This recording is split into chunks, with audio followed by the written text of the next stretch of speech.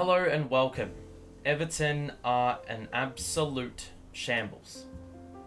And I'm not going to shy away from it in this little talk.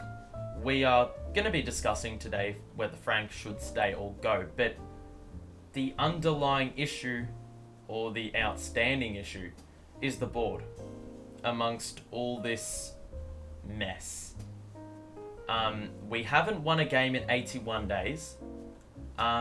To put that into perspective, not any team, not one team, has, gone that same period without a win in the top 6 tiers of English football. Every team in those 81 days has won a game, aside from Everton. And that's just a token of how far we've fallen as a football club. And obviously there was a statement released by Moshiri. It's very hard to believe that he actually wrote that or had any input in, saying anything on that sheet of paper that was distributed to the fan forum. Just a completely tone-deaf message as to what is going on with this football club. I don't understand, given the perilous situation we're in, you cannot make change. We can't score goals, we can't win games, and yet we're 12 days into a transfer window and we haven't done anything.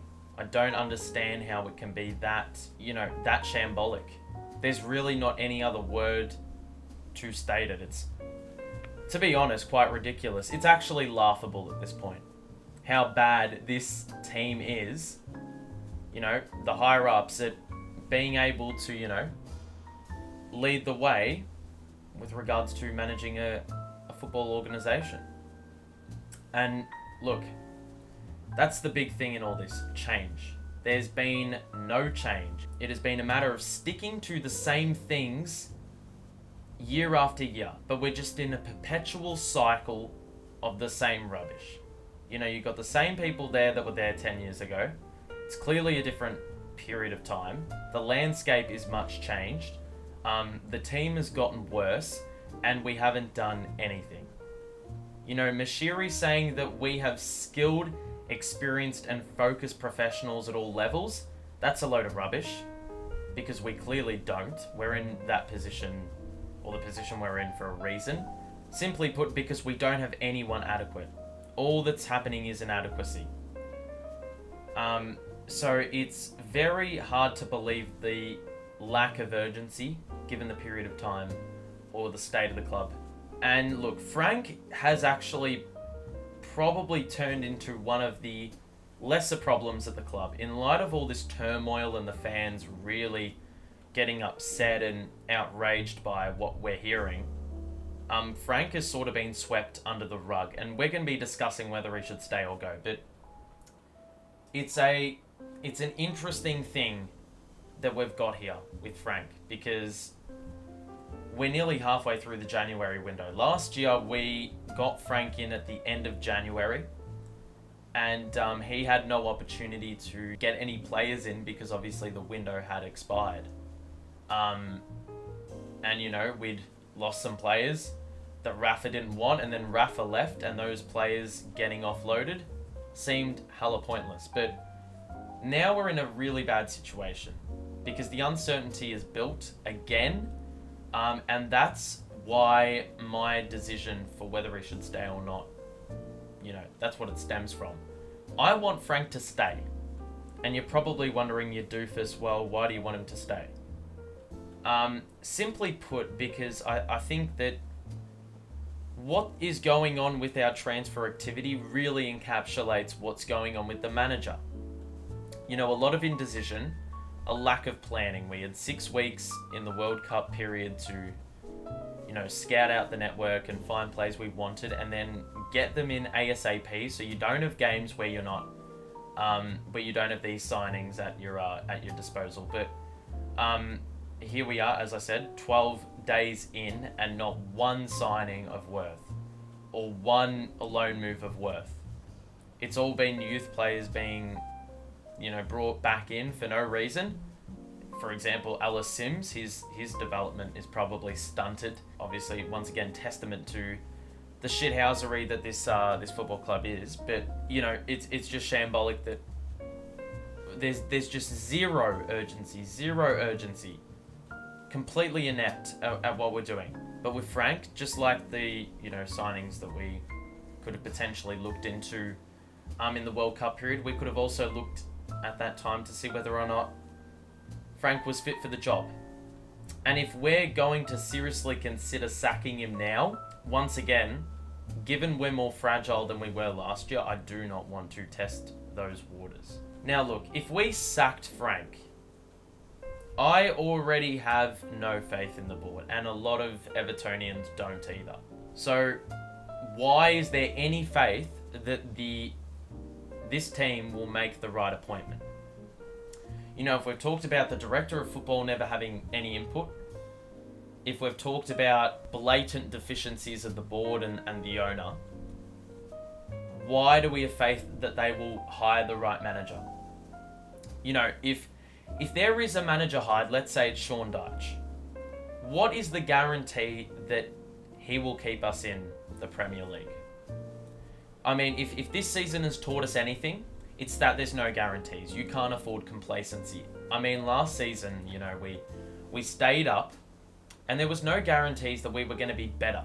Obviously, we hoped for this team to be better, and there was a level of optimism because of, the health around, the relationship between manager and fans. But, there's never any guarantees. I think Frank has said it numerous times in press conferences. There's no guarantees for any team you play in the Premier League. You're not getting a certain win.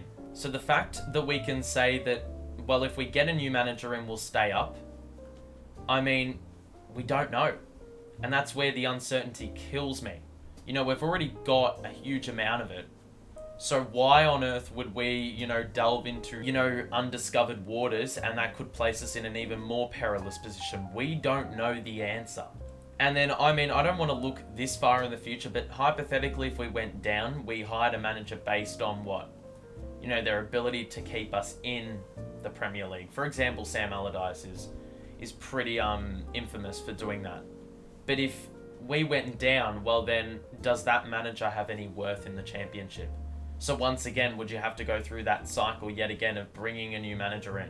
Now, obviously, there's a pretty common take that Frank got in McNeil and Maupay. I don't think that Frank would have looked at his list of candidates for who he wants and saw McNeil and Maupay at the top.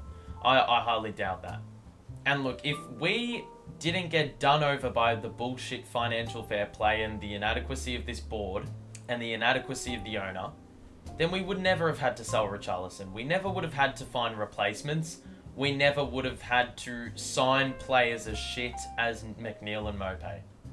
I mean, it's really that simple. That's not down to Frank. He inherited a rightful mess, and look, it doesn't take a genius to work that out. And I think the ultimate thing for me is the longer we wait, the more unsuitable and pointless it becomes to bring someone in. What is the use of bringing in a manager in February? If you're going to bring in 5 signings, that would be an incredibly impressive haul for Everton. I mean, that's never going to happen, but if we did do that and then sack Frank on February 1, that'd be the dumbest thing that, this team could possibly do. And we've done a lot of dumb things. The board and the owner have done a lot of dumb things to get us in that really shitty position we're currently sitting in, but that would be on a new level of, inadequacy.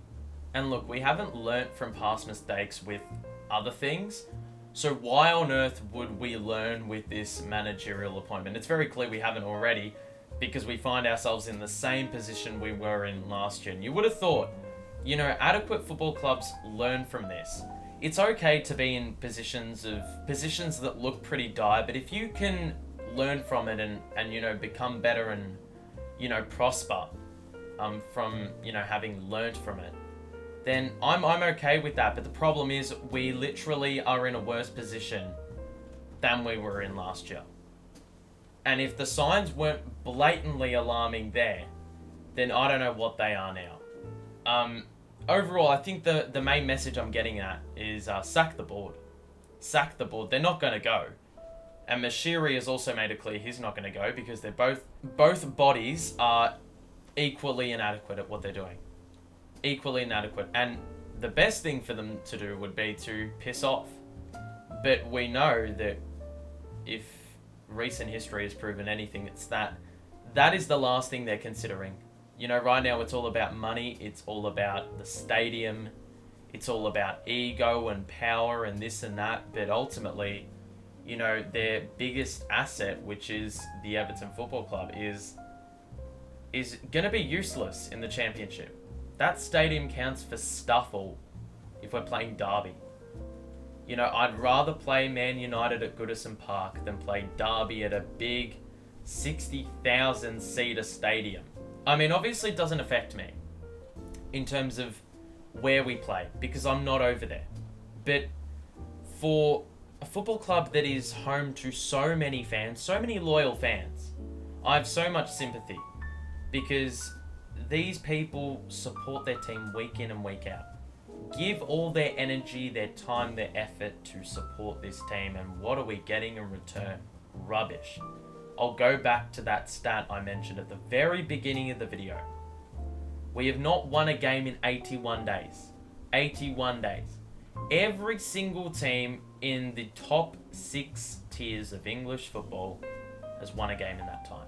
I have no more words. I don't know where the optimism is going to come from. I mean, I try to adopt it on a daily basis, but right now, I thought, you know, if there was going to ever be a time we were going to act and make change, this time of year was probably it. This is the last ditch effort. But right now, I mean, they are going through the motions. They are going through the motions. Frank, I think he needs to stay, as I said, and that's purely on the basis that I am already uncertain with where this team wants to go, and sacking him basically places us into the unknown even more. Share your thoughts. I have no idea what's next for this team. Can we please get some signings? It looks like the board and whatnot aren't going to go. If I see a managerial sacking in the next 10 days, I'm going to be irate. You know, that window was gone a long time ago. We needed to capitalize on that 6-week break. We did nothing. Evidently, we sat on our asses, sat on the couch, watched fucking God knows what whilst drinking a cup of coffee and thought everything was good with life with regards to the Everton Football Club, but evidently not. So that'll do it. Have a good one.